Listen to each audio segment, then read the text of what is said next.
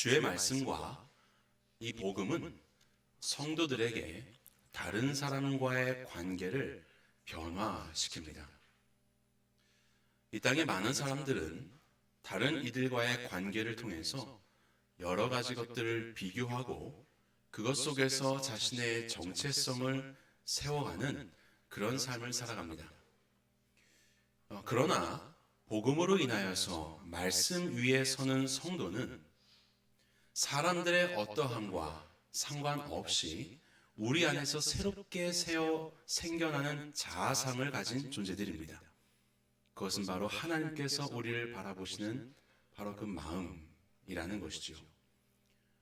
그래서 이제 우리는 다른 이들과의 관계도 세상에서는 이 사람이 나에게 도움이 되는 사람이냐 되지 않는 사람이냐라는 것을 가지고 그 관계의 여부를 결정하고 힘을 쏟는다면, 이제 그리스도인들은 그 사람이 나의 도움 여부와는 상관없이 바로 그 사람에게도 나와 같은 은혜가 임하기를, 그래서 그 사람도 하나님이 주시는 새로운 자아상을 가지고 하나님이 인도하시는 아름다운 길을 걷기를 바라는 마음으로 오히려 그를 돕고 섬기며 기도하는 바로 그러한 타인과의 관계로 변화되는 것입니다. 갈라디아서에서는 성도들에게 이렇게 명령하십니다. 너희가 서로 짐을 지라. 너희가 너희에게 있는 그 짐을 서로가 살피고 함께 지라고 말씀하시는 거예요. 어떻게 하면 내가 더 낫기 위해서, 남보다도 높아지기 위해서 너를 이용할까라고 하는 이 세상 속에서 옆에 있는 그 지체의 짐이 무엇인지를 살피고 그가 바른 곳으로 가며 그곳에서 주님 안에서 새로워질 수 있도록 그의 짐을 함께 덜어 나의 등에 이고 가는 이런 삶은 세상에서는 이해할 수 없는 삶이지요. 하지만 이것은 변화된 성도에게는 너무나도 당연한 삶이요, 우리에게 하나님께서 말씀하시는 삶입니다. 이것은 우리의 이웃들을 살피고 그들의 것들을 돌본다는 그런 의미에서 바로 목자의 삶이라고 볼 수 있습니다. 그런 의미에서 모든 성도는 다 목자로 부름을 받았습니다. 목회자나 선교사나 어떤 특별한 사람들만 사람들을 섬기고 그들의 짐을 나누어 지면서 가는 그런 것이 아니라 하나님 앞에 구원받은 모든 성도들은 목자가 되어서 우리에게 허락하신 귀한 지체들과의 관계 속에 그들의 짐을 함께 지고 하나님이 기뻐하실 길로 함께 나아가는 것, 이것이 바로 성도의 삶, 그리고 목자의 삶입니다. 부모는 자식에게, 또 직장인은 직장 동료들에게, 또 우리 청년들은 우리 함께하는 친구들을 위하여서, 우리에게 붙여주신 지체들을 위하여서 목자의 타이틀이 있든 없든 상관없이 우리는 바로 그 지체 앞에 이러한 관계로 살아가는 존재라는 것을 기억해야 할 것입니다. 우리는 앞으로 디모데전서와 후서의 말씀을 살펴보려고 합니다. 한 주에 한 장씩 말씀을 살펴보려고 한 10주 정도 걸릴 것입니다. 우리는 디모데전후서를 목회서신이라고 그렇게 분류를 합니다. 하나님의 교회를 어떻게 잘 돌볼까, 그것을 위해서 부름받은 목회자라는 직분을 가진 이 디모데에게 바울이 쓴 개인의 편지입니다.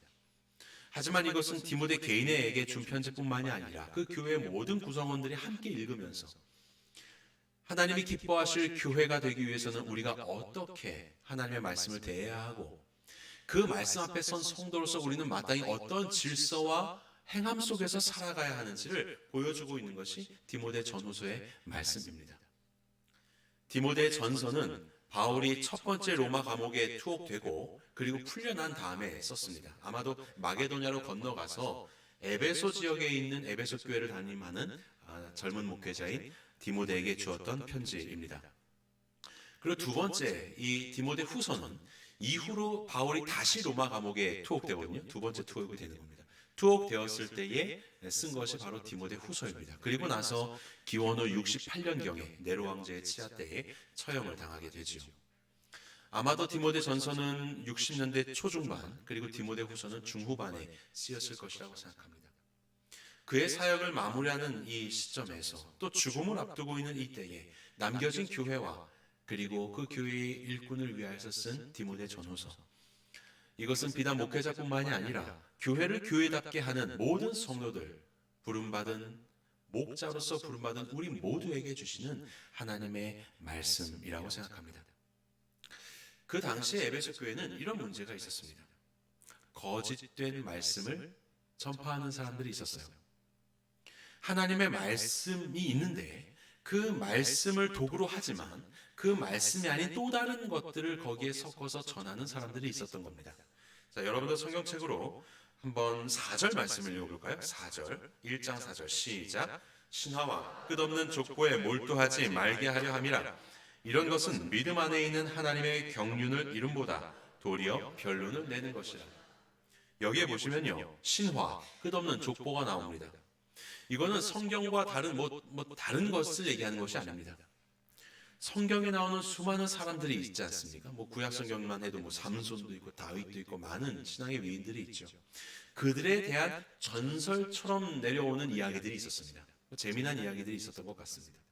그리고 그런 또 족보들, 이런 것들을 성경을 이해하고 가르치며 흥미를 돋구기 위해서 시작을 했다가 나중에는 오히려 성경이 도구가 돼버리고 이런 것들에 더 관심이 있어서 버리는 거예요. 그래서 그 뒷이야기, 그러다 보면 거짓으로 만들어지고 과장해서 만들어지고 하는 그런 이야기, 분명히 시작은 성경의 이해를 돕기 위해서 생겨난 건데 이렇게 생겨난 수많은 이야기들이 우리가 잘 아는 장로들의 유전, 전통, 탈무드 이런 것들도 결국 그 뿌리는 성경인데 성경은 온데간데 없이 이러한 이야기들 속에서 사람들이 즐거워하고 기뻐하고 끊임없이 그것 안에서 이것을 전하고 토론하고 그런 삶을 살아가는 모습들이 에베소 교회에 있었던 겁니다.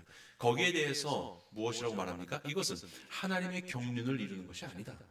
하나님의 경륜이라는 것은 바로 그때에 하나님께서 이루어 가시는 하나님의 사역인데 하나님이 이루고자 하시는 하나님의 사역과는 아무런 상관없이 쓸데없는 변론을 내는, 말은 많고 배운 것도 많고 뭔가 그럴듯해 보이지만 사실은 하나님의 역사와는 하나도 상관없는 수많은 사람들의 이야기만 난무하는 바로 그러한 어려움이 에베소 교회에 닥치게 되었던 것입니다.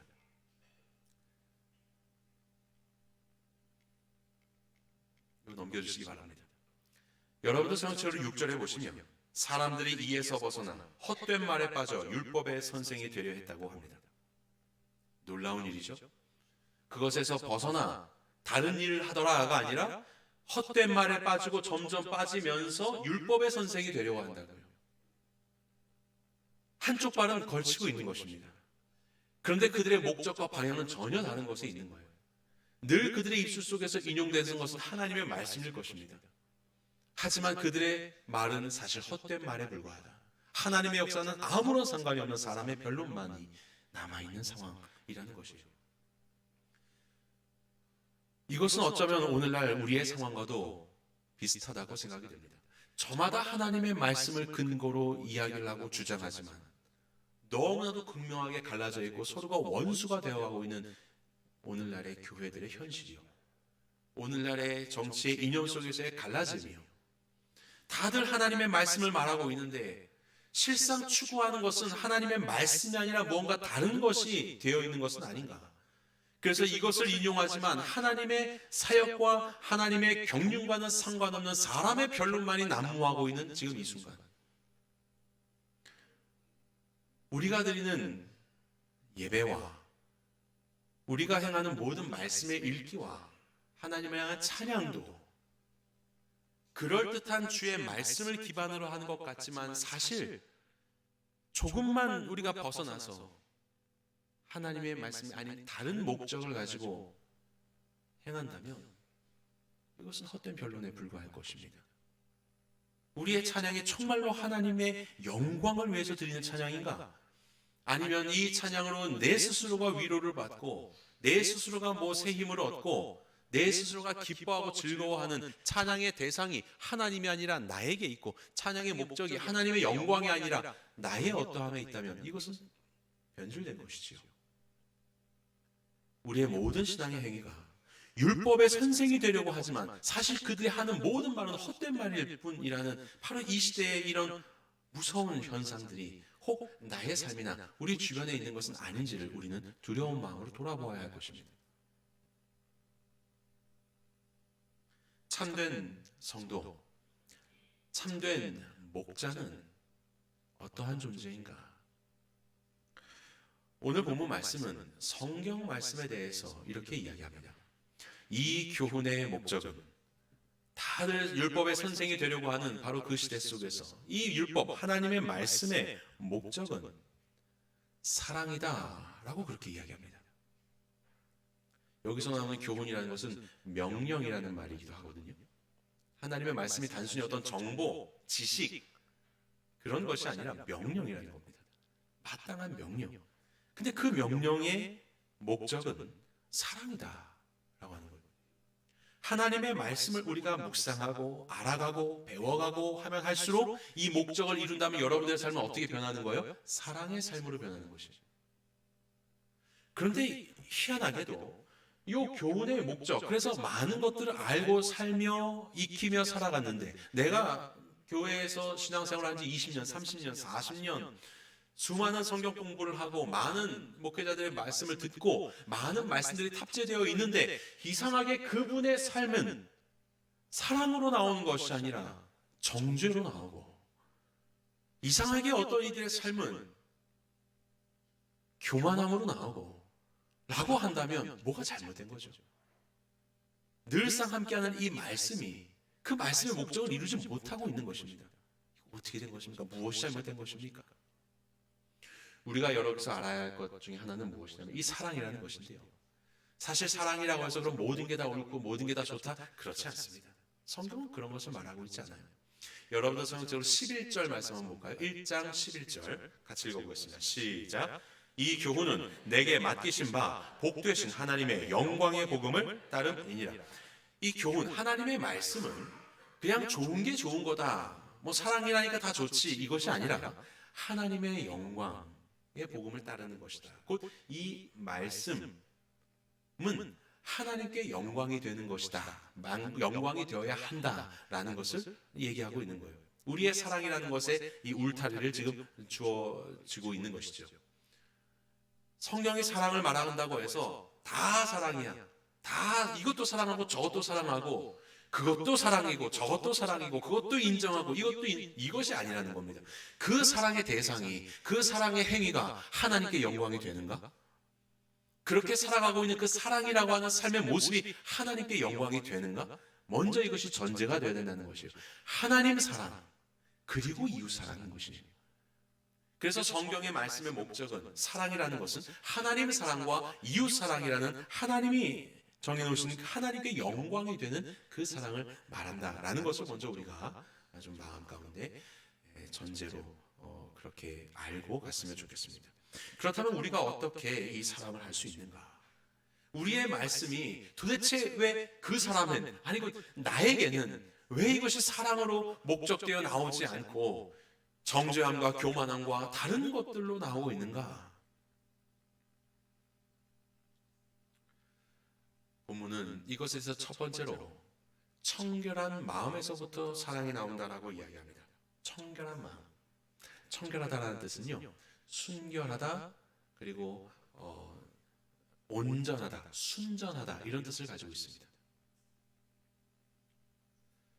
제 아무리 말씀의 씨앗이 좋은 씨앗이 뿌려진다고 해도요, 그 밭이 돌짝밭이거나 가시덤불이 가득하면 말씀은 뿌리를 내리지 못하고 자라더라도 온전히 자라지 못한다라고 말씀하셨습니다. 우리의 마음이요, 우리의 마음이라는 밭이 청결하고 순전하고 온전한 것이 아니라 온갖 세상에 있는 것들이 다 찌들어 있는 그런 마음의 상태. 하나님의 말씀을 가까이 하지만 이것으로 하나님 앞에 순전한 목적함으로 읽고 받아들이고 살아가는 것이 아니라 뭔가 다른 것들, 나의 생각, 사람의 어떤 철학과 이념과 명성과 다른 것들이 목적되어서 성경 말씀을 보면 곡회될 수밖에 없는 것입니다. 온전히 말씀이 자라나지 못하는 거죠. 내 안에 있는 그런 돌짜기들과 내 안에 있는 그 가시덤불을 제해야 되는 것이에요. 이런 마음이 되지 않은 상태에서 우리가 무엇을 받아들인들 하나님의 말씀이 자라날 수 있겠습니까? 요한일서는 우리에게 이렇게 선언합니다. 같이 읽어보겠습니다. 시작. 우리가 우리 죄를 자백하면 그는 밉보시고 의로우사 우리 죄를 사하시며 우리를 모든 불의에서 깨끗하게 하실 것이다. 우리가 어떻게 정결하게 될 수 있는가? 우리 안에 있는 수많은 세상의 유혹과 탐욕, 그리고 세상에 있는 정욕과 우리 마음속에 있는 하나님을 기뻐하시지 않는 돌들과 나무, 가시나무들, 이 덤불들을 어떻게 제할 수 있는가? 거기에 대해서 성경은 우리에게 이렇게 말씀합니다. 우리의 죄를 자백하라고요. 그런 더러운 우리의 마음들을 하나님 앞에 토로하라고요. 우리의 그 모든 상태를 가지고 있는 그대로 나와 주 앞에 엎드려 우리의 부족함들을 주님 앞에 내어놓을 때에 그는 밉으시고 의로우사 우리 죄를 사하시며 모든 불의에서 우리를 깨끗하게 하신다고 약속하셨습니다. 예수 그리스도의 보혈의 피가 덮지 못할 죄는 없습니다. 예수님의 보혈의 피가 덮지 못할 세상에 어떠한 영역은 없습니다. 우리의 이 모든 존재와 마음의 밭을 덮으시는 예수 그리스도 앞에 여러분들을 그대로 나아가 엎드리십시오. 무언가를 해서 여러분들의 마음이 정케 되는 것 아닙니다. 아무리 노력해도 되지 않을 것입니다. 된다고 생각할 때 넘어질 것이요, 바로 그 순간이 교만의 순간이 될 것입니다. 주님 앞에 나아가십시오. 우리 안에 더러운 마음과 이 모든 상황들을 가지고 주 앞에 나아갈 때 예수님의 보혈의 피가 우리를 덮어 깨끗게 하신다. 바로 그것이 우리에게는 청결한 마음이 되는 것입니다. 예수 그리스도의 보혈의 은혜로 정케된 마음들, 이것으로 우리는 주 앞에 나아가야 되는 것이에요. 그리고 두 번째로 선한 양심으로부터 사랑이 나온다라고 말씀합니다. 선한 양심. 여기서 선하다라는 것은 하나님만이 선하시죠. 선한 하나님으로부터 오는 양심입니다. 이 양심이라는 말은 쉰에이데시스라는 원어를 사용하는데, 쉰이라는 말은 함께라는 뜻입니다. 에이데시스, 이게 오이다라는 말에서 나오는 건데, 오이다는 알다라는 뜻입니다. 알다, 쉰, 함께 알다, 이것이 양심이에요. 양심이라는 것은 함께 하는 겁니다. 이거는 뭐 예수님 믿지 않는 자연인들도 있는 거죠. 양심. 내가 무언가를 일을 해요. 일을 했는데 뭔가 내 안에 있는 또 다른 목소리가 들려요. 야, 그거 아니잖아. 야, 이건 이렇게 해야 되지 않았을까? 라고 하는, 내가 했는데 또 다른 내가 내 안에 있어서 나를 말해주는 거예요. 또 다른 내가 그걸 아는 거예요. 함께 알다. 이게 양심인 겁니다. 모든 자연인들의 마음속에는 하나님이 양심을 주셨죠. 그래서 또 다른 자기가 자신을 자각하고 알게 하셨어요. 이 양심입니다. 그런데 그냥 양심이 아니고요, 선한 양심을 말씀합니다. 선한 것은 하나님으로부터 오는 양심. 이것은 우리에게는 성령 하나님이라고 할 수 있겠죠. 성령님으로 인하여서 변화된 우리가 하나님 안에서 주께서 기뻐하실 일들을 행하면서 살아갈 수 있도록 내 안에서 역사하시는 존재가 있는 것이죠. 내게 말씀하는 겁니다. 그것은 죄야. 그것은 하나님이 기뻐하시지 않으시는 것이야. 분명히 내가 했는데 내 안에 있는, 분명히 이것이 내게 유익인데 오히려 나의 마음을 찌르게 하는 바로 그것, 이 성령님의 음성이죠. 그러면 이것에 대해서 어떻게 해야 되는 겁니까? 순종해야지요. 성경을 보면요, 양심에 대하여서 이와 같이 말합니다. 같이 읽어볼까요? 시작. 그러나 이 지식은 모든 사람에게 있는 것은 아니므로 어떤 이들은 지금까지 우상에 대한 습관이 있어 우상의 제물로 알고 먹는 거로 그들의 양심이 약하여지고 더러워지느니라. 여기서 지식이라고 하는 것은 하나님을 아는 지식이요, 하나님의 말씀이라고 볼 수 있을 겁니다. 하나님의 말씀이 모든 사람 안에 있는 것은 아니야. 그래서 그들은 여전히 양심이 있지만, 그 양심이 있지만 세상의 우상들과 그들의 그릇된 습관대로 그냥 그렇게 살아온 대로 계속해서 그 일들을 범하며 행하며 살다 보니 양심이 약하여지는 겁니다. 그래서 성경의 다른 표현으로는 양심이 화인을 맞았다. 양심이 불화살을 맞아버려서 타져버린 거예요. 제 기능을 못하고 있는 것이에요. 그것이 이 세상의 죄인들의 모습이라고 말씀하고 있는 겁니다. 이제 우리는요, 선한 양심을 가진 성도들이지 않습니까? 그런데 우리가 여전히 하나님의 말씀을 가까이 하지 않고 말씀과 상관없이 살아간다면 내 안에 있는 죄성으로 인하여서 세상에서 하고 있는 그 우상의 풍토들과 늘상 내가 해왔었던 그 죄인된 모습이 습관처럼 돼가지고 하나님이 기뻐하시는 그 일들을 여전히 하고 있는 그런 모습으로 우리는 변질될 수 있는 것이죠. 하나님의 말씀을 안다고 하지만 여전히 내 삶은 변질되어 있고 선한 양심에 따라서 순종하며 살지 않고 있는 모습으로 인하여서 우리는 성도다운 삶을 살지 못하고 있는 바로 그러한 모습으로 변질되어 버릴 수 있다는 것입니다. 여러분들의 말씀 공부는 우리가 목자대학도 하는데 성경 공부는 여러분들의 이러한 설교 시간을 통한 여러분들의 말씀의 배움은 여러분들을 경건의 삶으로 인도하고 있습니까? 매일매일 말씀을 묵상하시고 또 암송하시고 늘상 들어오는 이 말씀은 여러분들을 정말로 성도다운 경건의 삶으로 인도하고 있습니까? 아니면 여전히 옛 습관에 세상에서 내 안에 분명히 하나님이 말씀하시는 함께 아시는 그 하나님이 그것을 아시고 말씀하심에도 불구하고 여전히 세상에서 했었던 그 죄악을 탐하고 여전히 그것을 가까이 함으로 혹 우리의 양심이 망가져가는 것들을 그저 내어버려 두고만 있지는 않으십니까? 우리 안에 정한 마음을 창조하신 예수 그리스도의 은혜에 힘입어 오늘도 주께서 우리 가운데 말씀하시며 깨닫게 하시는 성령님의 음성 가운데 순종하심으로 인하여서 선한 양심 따라 살아가시는 성도들이 되시기를 간절히 바랍니다.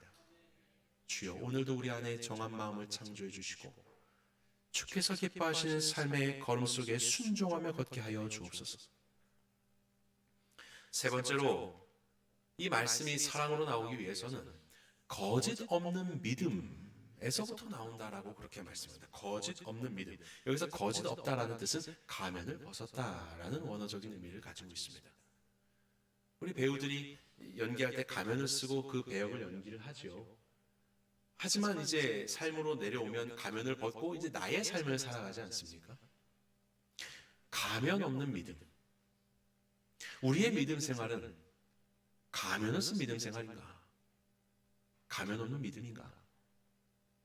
십수년, 수십 년 신앙생활을 하여도 여전히 가면을 쓰고 이 예배에 참석하는 것도 정말로 하나님 앞에 가면이 없는 믿음으로써 진실한 관계로 하나님 앞에 나오고 일주일 동안 함께 하신 주님 앞에 기쁨과 감사와 경배를 올려드리는 그 진실된 마음으로 예배를 드리는 것이 아니라 그래도 내가 이 교회의 직분자인데 그래도 내가 이 교회의 뭔데 라고 이야기하면서 그것을 세우기 위해서 나의 체면과 가면을 세우기 위해서 우리가 예배를 드리고 있다면 이것은 거짓이죠. 거짓이죠. 이 예배를 함께 하고 있는 목회자들도 하나님의 말씀을 연구하고 묵상하고 설교하고 또 신방하고 상담하고 살아가는 이 모든 순간들이 하나님 앞에 내가 하나님 앞에서의 그 진실한 관계 속에서 하나님이 기뻐하시는 일들을 행하는 바로 그러한 믿음과 삶이 아니라 그저 목사라고 하는 세상이 만들어 놓은 틀과 조직 속에서 그 일들을 그냥 하는 거. 그래서 큰 잘못 없이 누가 보기에 큰 오해 없이 그냥 그런 일들을 하면 되는 그런 직업인으로서 이 일들을 행하고 있다면 이것은 거짓된 것이지요. 하나님과의 나와의 관계가 아닌 것이지요. 우리는 사람과의 관계 속에서 때로는 가면을 쓸 때가 있습니다. 우리의 이 모든 행하는 신앙의 행위들이 거짓일 때가 있다는 것입니다. 하나님은 그렇게 우리에게 말씀하지 않으셨는데 우리는 그 말씀을 이용해서 또 다른 그럴듯한 가면을 만들어 쓰고 있는 것이죠. 갈라디아서는 우리에게 이렇게 말씀합니다. 같이 읽어보겠습니다. 시작. 내가 그리스도와 함께 십자가에 못 박혀는 그런즉 이제는 내가 사는 것이 아니요 오직 내 안에 그리스도께서 사시는 것이라. 이제 내가 육체 가운데 사는 것은 나를 사랑하사 나를 위하여 자기 자신을 버리신 하나님의 아들을 믿는 믿음 안에서 사는 것이라. 성도의 새롭게 된 정체성을 말하면서 새로운 믿음에 대해 선언합니다. 그 믿음은 주와 상관없이 살았었던 나의 옛 자아가 예수 그리스도와 함께 십자가에 못 박혀 죽었고, 이제는 십자가에서 다시 부활하신 우리의 생명의 주인 되신 예수 그리스도와 함께 사는 존재라는 새로운 정체성을 선언합니다. 이것은 어느 다른 것에 있는 것이 아니라 바로 이와 같이 우리를 위해서 자신의 몸을 버려서 십자가에 달려 죽으신 하나님의 아들을 믿는 믿음, 바로 그 믿음으로 인하여서 시작되는 새로운 정체성이라는 것입니다. 예수 그리스도는 우리의 모든 연약함들과 오염됨과 정결치 못함을 위하여서 십자가에 달려 죽으셨습니다. 예수님으로 인해서 모든 우리의 죄는 깨끗하게 정결케 되었습니다. 우리 안에 망가지고 화인 맞은 양심들은 이제 예수 그리스도를 믿는 믿음 안에서 성령 하나님의 오심으로 인해서 선한 양심으로 회복되게 되었습니다. 그래서 살아계신 성령님은 오늘도 우리 가운데 말씀 가운데 비추며 우리의 삶을 인도하고 계시는 것입니다. 이 모든 것들은 어디에서부터 시작되냐면 거짓 없는 믿음으로부터 시작되는 것인데, 이 믿음은 바로 옛 나는 예수 그리스도와 함께 죽었고 이제는 새로운 내가 살고 있다는 부활하신 예수님과 함께 새롭게 된 우리의 정체성을 믿는 바로 그 믿음에서부터 시작이 되는 것입니다. 예수님이 이 일을 이루셨습니다. 예수님이 이 일을 이루셨습니다. 우리는 완전히 새롭게 된 자입니다. 더 이상 세상에 있는 것들로 우리의 정체성을 다시 삼아보려고 옛 습관을 쫓아서 살고 세상의 풍토 속에서 그나마도 나은 그 비교 속에서 좀 더 나은 삶이 되어보자, 그렇지 않으면 움츠러드는 그런 존재가 아니라고 말씀하시는 겁니다. 우리는 예수 그리스도로 인하여서 옛 나는 십자가에 못 박히고 새로운 나로 사는 놀라운 주님의 자녀가 되었습니다. 이 믿음이 거짓 없는 믿음으로, 참된 진실한 믿음으로 우리의 믿음이 되기를 간절히 축원합니다. 오늘도 이것을 가리기 위해서 세상에 있는 많은 것들은 그럴듯한 것으로 나의 이 존재를 부인하게 만들려고 내 마음 가운데 유혹하며 영향을 줍니다. 야, 네 모습을 봐. 세상은 그렇지 않은데 그것으로 무슨 드러낼 수 있다고.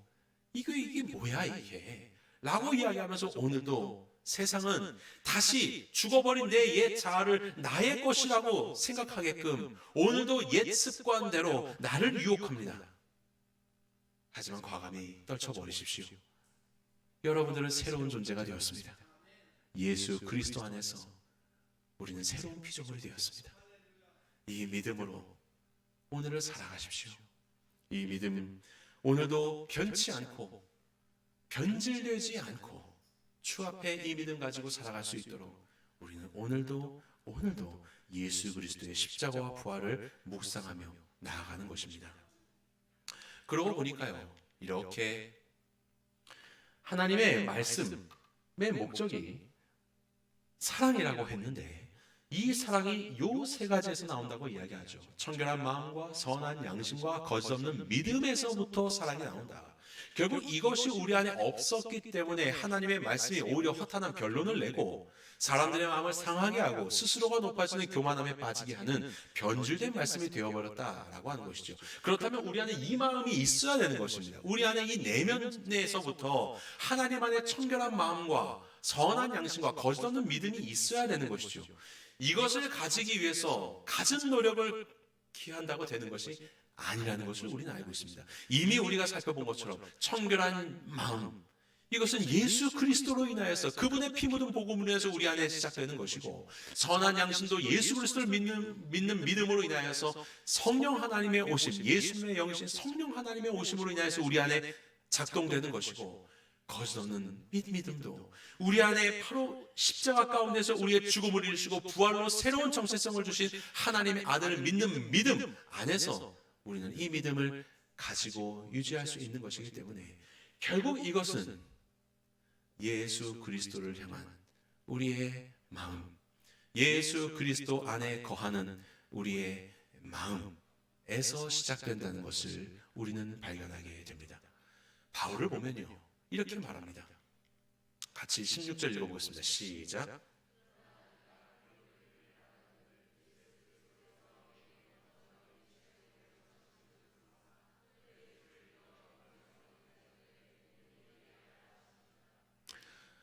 바울이 예수 그리스도를 믿어 영생을 얻은 자들에게 본이 되는 목적으로 하나님 그를 부르셨고, 그는 그 본이 되기 위해서 오늘도 살아가고 있다라는 것입니다. 하나님의 말씀으로, 그것이 사랑으로 나온다는 이 놀라운 말씀의 역사가 성도의 본이요, 목자의 본인 바울의 삶을 통하여서 드러나고, 그리고 그는 이것을 디모데와 교회들에게 증거하고 있는 것입니다. 어떻게 이런 본이 될 수 있었을까? 그것은 어떤 다른 마음을 수련하고 뭔가를 연습해서 되는 일이 아니라 예수 그리스도 안에 나를 놓을 때 하나님의 말씀 안에 온전히 순종하여 말씀 되신 예수 그리스도 안에 살아갈 때 우리 안에 비로소 가능하게 되는 일입니다. 하나님의 말씀을 어기게 되자 에덴 동산에서의 관계는 깨어졌습니다. 아담과 하와의 사랑의 관계는 깨어졌죠. 하나님의 말씀이 아니라 자기의 어떠함들이 하나님의 말씀과 하나님을 향한 제사의 목적이 되자 가인은 아벨을 죽이게 되는 것입니다. 사랑이 식어지고 사랑이 사라지는 이유는 우리의 마음이 따뜻하지 않아서 이런 것이 아니라 하나님의 말씀에 순종하지 않아서입니다. 하나님의 말씀에 순종하면 우리는 사랑하게 되어 있습니다. 바울이요, 우리가 함께 읽은 이 말씀처럼요, 어떻게 그가 이렇게 본이 되는 삶을 살 수 있었는가? 그것은요, 하나님의 말씀에 순종해서입니다. 그런데 이것이 어떤 다른 노력, 이런 것이 아니라 살아계신 예수 그리스도를 만났기 때문에, 그리고 예수님 안에서 그의 삶을 살았기 때문에 가능한 일이 되었어요. 우리 여러분들의 성경책 1장 14절 말씀, 15절 말씀 보도록 하겠습니다. 15절 같이 읽어볼까요? 시작. 믿보다 모든 사람이 받을 만한 이 말이요, 그리스도 예수께서 죄인을 구원하시려고 세상에 임하셨다 하였도다. 죄인 중에 내가 괴수입니다. 바울은 자기를 소개하는데 내가 죄인 중에 괴수라고 말합니다. 괴수라는 말은 프로토스라는 말인데요, 이것은 첫째, 으뜸이라는 뜻입니다. 죄인들을 줄 세우면 내가 1등이야, 내가 제일 죄인이야, 이 말을 하는 겁니다. 아니, 바울이 무슨 죄를 갑자기 지어서 괴수가 되었습니까? 아닙니다. 이것은 기준이 바뀌었기 때문에 그렇습니다. 우리 아이들이요, 저랑 같이 이렇게 생활하면서 이것저것을 배우죠. 축구를 합니다. 그러면 세상에서 아빠가 축구를 제일 잘해요. 배드민턴을 합니다. 배드민턴도 아빠가 제일 잘합니다. 수학을 가르쳐주면 수학 제일 잘하고, 모든 걸 제가 다 잘합니다. 우리 아이들에게는 최고입니다. 왜냐하면 아이들의 기준은 자기 또래니까 이 어른은 못하는 게 없는 거예요. 그런데 어느 날 이렇게 잘합니다. 저는 알고 있습니다. 우리 아이들이 실체를 알 때가 이제 다가오고 있다는 것을.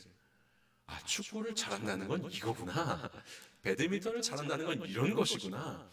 기준이 바뀌어버려요. 제가 실력이 갑자기 못해진 것이 아닙니다. 기준이 바뀌니 그 기준 앞에 제가 놓여지면 아무것도 아닌 것이에요. 바울이요, 그전에는 괜찮은 사람이라고 살았습니다. 바리새인 중에 바리새인이에요. 배울 만큼 배울 사람입니다. 열심을 내며 열과 성으로 하나님을 위하여, 율법을 위하여 살아갔던 자가 바로 바울입니다. 그런데요, 그가 예수님을 만납니다. 예수님을 만나니까 내가 얼마나 죄인인지를 아는 거예요. 내가 얼마나 죄인인지를 예수님 옆에 서 보니까 이것이 보여지는 겁니다. 이전에는 괜찮은 사람이었거든요. 그런데 예수 그리스도 앞에 보니까 나는 너무나도 죄인이에요. 죄인 중에 괴수가 되는 겁니다. 사람은요, 사람과 함께하는 시간이 많으면 많을수록 그 사람은 점점 더 작아집니다. 별거 아니에요. 사람의 밑바닥이 보이니까. 근데 예수님은요, 너무나도 영광스럽고 아름다운 분이시거든요. 정말로 완전하신 분이시거든요. 그래서 예수님과 함께하면 함께할수록 주님은 더 커지는 겁니다. 알아가면 알아갈수록 예수님은 더 놀라운 분이 되시는 거예요. 그분 앞에 나는 정말로 죄인 중에 괴수라고 말할 수밖에 없는 성도 중에 가장 연약한 자요, 나는 정말로 보잘것없는 죄인이라는 것을 내가 알 수밖에 없어요. 그런데 그 주님께서, 우리 16절 말씀 다시 한번 보도록 하겠습니다. 뭐라고 말씀합니까? 예수 그리스도께서, 시작. 예수 그리스도께서 내게 먼저 일체 오래 참을 보이사. 아멘. 예수님이 나 같은 죄인에게 먼저 모든 것 다 뒤로 하고 일체 오래 참음을 보이사. 이 오래 참음은 뭐예요? 사랑이지 않습니까? 사랑은 오래 참음이라고 하셨으니까 예수님이 먼저 나 같은 존재에게 사랑으로 베풀어 주셔서, 그렇게 나를 사랑해 주셔서 나로 다시 주님의 은혜로 구원하여 주셔서 너무나도 내세울 수 없는 더러운 마음이었던 나를 정케하여 주시고, 온갖 화인 맞아서 더러운 양심 속에서 그것이 옳은 줄로 스스로 책짓질하면서 그렇게 옳지 않은 길로 가고 있었던 나에게 성령 하나님으로 정케하여 주시니, 너무나도 놀라운 나의 새롭게 된 이 정체성 속에서, 나의 존재 속에서, 나의 자아상 속에서 바울은 새로운 길을 발견한 것이에요. 그것은 바로 하나님의 말씀으로 예수 그리스도 안에 거함으로 나도 다른 성도들에게 본이 되는 삶, 이 사랑을 증거하는 삶, 그들 위하여 내 삶을 드리는 삶을 바울은 시작하게 되었던 것입니다. 우리의 행하는 모든 신앙의 열심들, 우리의 예배와 성경 공부와 말씀 암송과 찬양과 여러분들이 행하는 많은 신앙의 열심들, 예수님 외에, 예수님 밖에 그 어떤 것도 우리를 온전히 세울 수 없다는 것을 기억하시기 바랍니다. 예수님 없는 신앙생활? 아니요. 예수님 없는 신앙생활은 우리를 온전케 할 수 없습니다. 그것은 우리를 잘못된 길로 변질되게 해서 하나님의 경륜을 이름보다 도리어 변론을 내는 일에 쓰이게 하는 잘못된 길이라는 것을 기억하십시오. 바울이 그런 것처럼 주님과 함께 하시기 바랍니다. 예수님과 함께 하십시오. 예수님께서 여러분들에 대해서 먼저 어떠한 사랑을 베푸셨는지를 매일매일 그 안에 거하시며 묵상하시며 경험하시기 바랍니다. 그 안에서 주님이 주시는 새 힘을 가지고, 새로운 정체성을 가지고 우리에게 주시는 새로운 삶을 살아가시기 바랍니다. 어느덧 우리는 바울이 그런 것처럼 귀한 성도의 삶의 그 자리에 서게 될 것입니다. 그것은 어떠한 교만함도 아니고 어떠한 나의 의도 아니라 하나님의 예수 그리스도의 은혜와 사랑 때문이었다는 것을 고백할 수밖에 없는 바로 그러한 성도의 삶을 우리는 살아가게 될 것입니다. 이러한 삶은 결코 쉬운 삶이 아닙니다. 예수님 안에 거하는 삶, 예수님 안에 머무는 삶. 그래서 바울은 디모데에게 선한 싸움을 싸우라고 이 1장을 마무리하면서 권면합니다. 싸우라는 거예요. 여전히 세상에 있는 풍토와 나의 옛 습관들, 그래서 새롭게 된 내 정체성이 아니라, 그 믿음 안에서 새롭게 된 정체성이 아니라 자꾸 이 믿음의 다른 것들을 가려서 거짓되게 만들어서 내가 버리고 이미 변화된 나의 이 새로움이 아니라 이 버려진 옛날 것들을, 그 누더기를 다시 취하게 하려는 바로 그러한 유혹 속에서 우리를 계속 끌어당기려고 할 것입니다. 믿음의 선한 싸움을 싸우십시오. 오늘도 예수 그리스도 안에 거하십시오. 하나님의 말씀이신 예수님을 묵상하시면서 그 주님과 더욱더 친밀한 관계를 누리십시오. 그 속에서 여러분들은 정말로 성도다운 모습으로, 그리고 그 성도다운 모습이 곧 목자된 모습으로서 하나님이 기뻐하실 하나님의 사랑과 이웃사랑의 모습으로 여러분의 삶 가운데서 펼쳐지게 될 것입니다. 말씀 위에 서시는 목자가 되십시오. 예수 그리스도 안에 거하시는 목자가 되십시오. 하나님이 기뻐하시는 목자의 삶을 살아내시는, 이 땅의 선한 싸움을 이루어내시는 승리하시는 성도들이 되시기를 예수님의 이름으로 간절히 축원합니다.